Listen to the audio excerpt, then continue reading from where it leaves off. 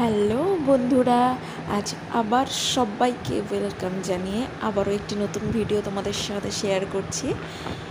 দেখো আমি এখানে কি কি নিয়েছি,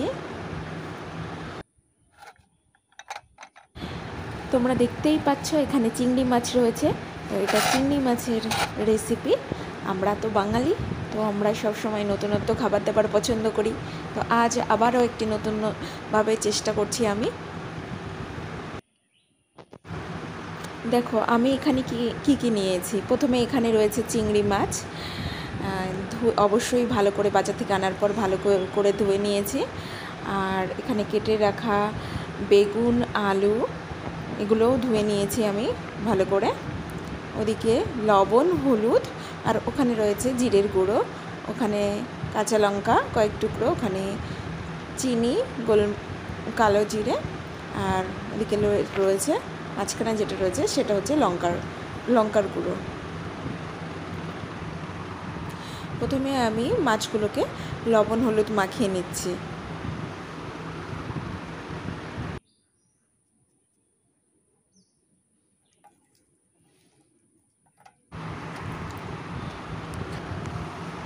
তোমরা আমার পুরো ভিডিওটা দেখতে থাকো, আশা করি তোমাদের ভালোই লাগবে।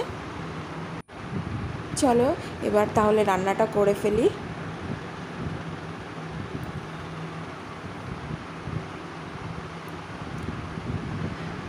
প্রথমে আমি কড়াইতে তেল নিয়ে নেব, অবশ্যই সরষের তেল, আর তেলটা গরম হওয়া পর্যন্ত অপেক্ষা করব।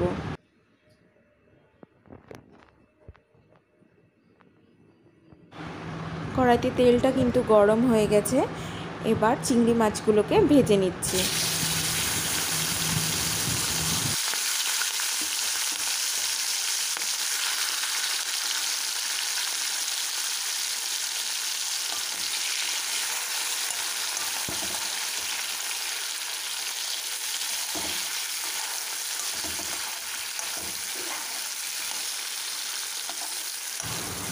খুব বেশি কিন্তু চিংড়ি মাছগুলোকে ভাজবো না।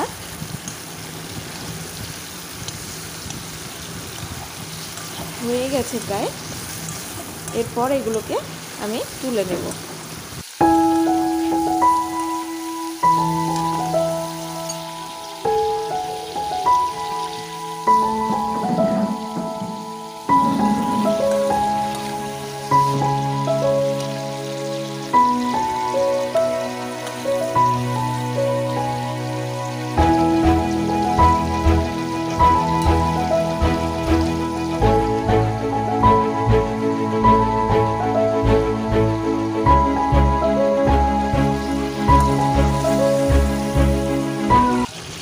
এখন আমি কড়াইতে কালো জিরে দিয়ে দিলাম, আর দিয়ে দেবো সামান্য চিনি।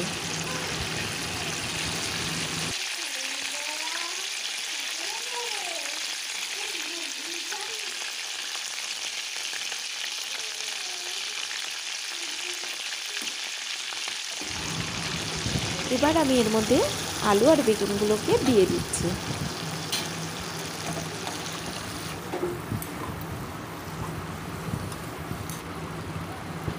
আর দিয়ে দিচ্ছি হাফ চামচ লবণ আর হাফ চামচ হলুদ।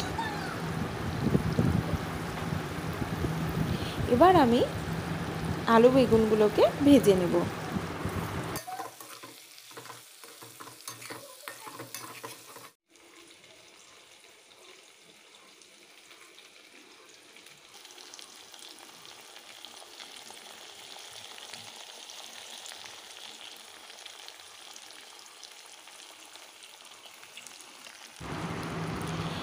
এবার আমি এর মধ্যে পরিমাণ মতো লঙ্কার গুঁড়ো, হলুদ গুঁড়ো আর জিরের গুঁড়ো নিয়ে নিয়েছি।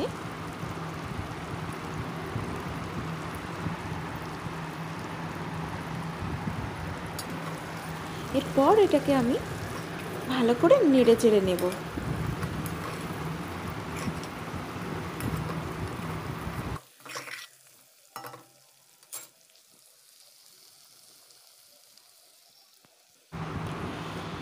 এরপর আমি এর মধ্যে দিয়ে দিলাম জল, অবশ্যই পরিমাণ মতো।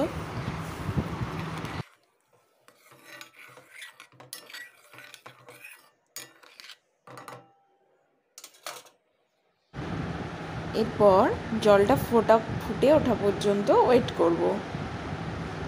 চিংড়ি মাছ কিন্তু যেভাবেই রান্না করবে সেভাবেই ভালো লাগে। আমাদের ভীষণ প্রিয় চিংড়ি মাছ, আশা করি সবারই ভীষণ প্রিয় চিংড়ি মাছ।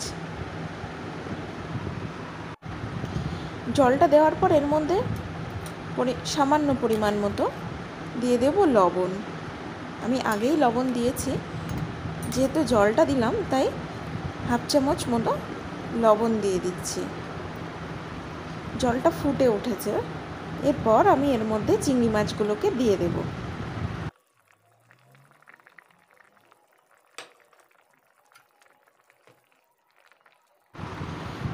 আমি কিন্তু আজ এভাবেই বানিয়ে ফেললাম, তোমরাও একদিন বানিয়ে দেখো, আশা করি অবশ্যই ভালো লাগবে।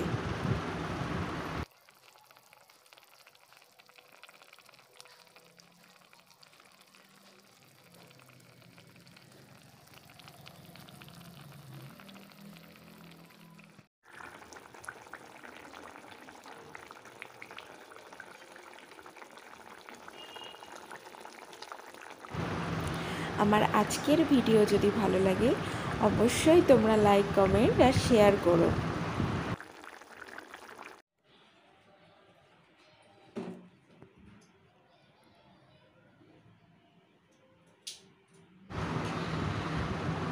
আজকের ভিডিও যদি ভালো লাগে তাহলে অবশ্যই একটা সাবস্ক্রাইব করো, আর আমার পরবর্তী ভিডিওগুলো পাওয়ার জন্য সাইডে থাকা যে বেল আইকন আছে ওটাকে প্রেস করতে ভুলো না, তাহলে সবার আগে নোটিফিকেশান তোমাদের কাছে পৌঁছে যাবে।